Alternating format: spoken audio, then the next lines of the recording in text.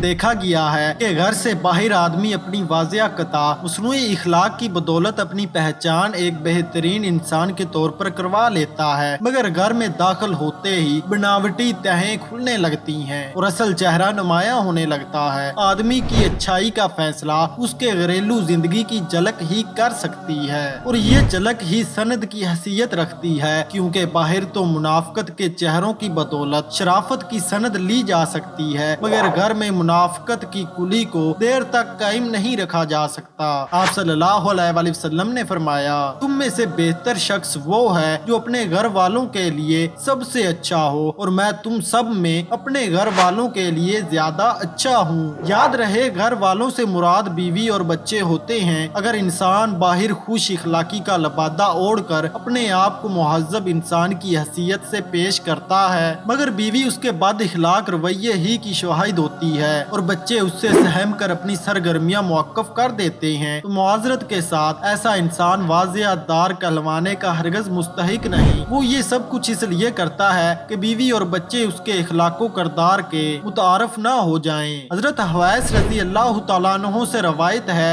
कि उन्होंने नबी अकरम सल्लल्लाहु अलैहि वसल्लम को इरशाद फरमाते हुए सुना, गौर से सुनो, औरतों के साथ अच्छा सलूक किया करो, इसलिए कि वो तुम्हारे पास कैदी हैं। तुम उनसे अपनी असमत और तुम्हारे माल की हिफाजत वगैरह के अलावा और कुछ इख्तियार नहीं रखते। हाँ, अगर वो किसी खुली बेहयाई का इर्तिकाब करें तो फिर उनको उनके बिस्तरों में तनहा छोड़ दो, यानी उनके साथ सोना छोड़ दो, लेकिन घर ही में रहो और हल्की मार मारो। फिर अगर वो तुम्हारी फरमा बरदारी इख्तियार कर लें तो उन पर ज्यादती करने के लिए बहाना मत ढूंढो। गौर से सुनो, तुम्हारा हक तुम्हारी बीवियों पर है, इसी तरह तुम्हारी बीवियों का तुम पर हक है। तुम्हारा हक उन पर यह है कि तुम्हारे बिस्तरों पर किसी ऐसे शख्स को ना आने दें जिसका आना तुमको नागवार गुजरे और ना वो तुम्हारे घर में तुम्हारी इजाजत के बगैर किसी को आने दें। गौर से सुनो, उन औरतों का तुम पर यह हक है कि तुम उनके साथ उनके लिबास और उनकी खुराक में अच्छा सलूक करो, यानी अपनी हैसियत के मुताबिक उनके लिए उन चीजों का इंतजाम किया करो।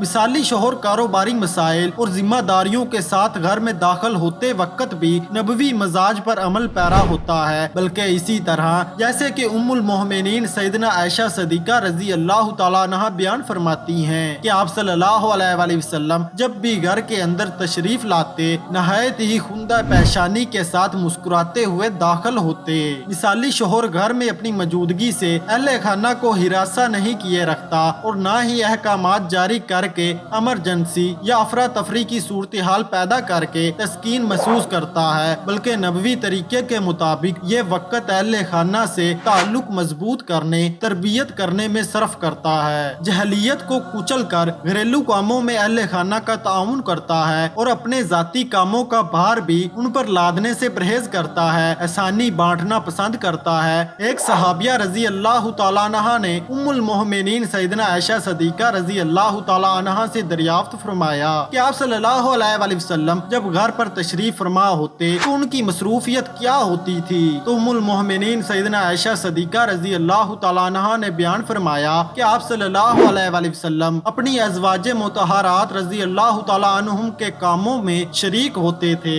मिसाली शोहर बीवी को हब्स में जाम में रखने और तरह तरह की पाबंदियों से उनकी ज़हनी और इल्मी सलाहियतों को मफकूद करने की बजाय उनकी हल्की फुल्की सरगर्मियों में दिलचस्पी जाहिर करता है और तो और खुद भी ऐसी सरगर्मियों के मौके बहम पहचानता है जिससे अहलिया को ज़हनी तफरी के मौके मिल सके और वो घुटन का शिकार ना हो। उसे बाखूबी इल्म होता है अर्ज मिसाली शोहर की आर्ली जिंदगी खुश्क और बेजान नहीं होती। वो ख्वाह मुखा की पारसाइयों की मद में अहले खाना को जिंदगी की रंगीनियों से महरूम नहीं करता, बल्कि खुद उनकी दिलचस्पियों के मौके बाहम पहचानता है। अल्लाह हमें दीन की फहम रखते हुए अपने फराइज निभाने की तौफीक दे ताकि हम दीन से बेजार होने की बजाय इससे मोहब्बत करने लगें।